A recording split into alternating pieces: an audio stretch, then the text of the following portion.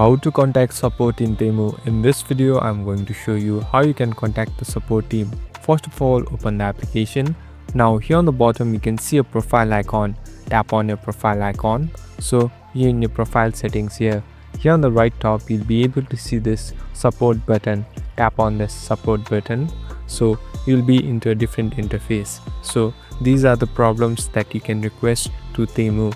Here you can select the problem and you can even get tips and ideas of how you can manage it or solve it. So simply tap on the problem that you want to solve, and here you'll be able to see solutions. You can directly contact with the team and they will provide you suggestions and ideas how you can solve it.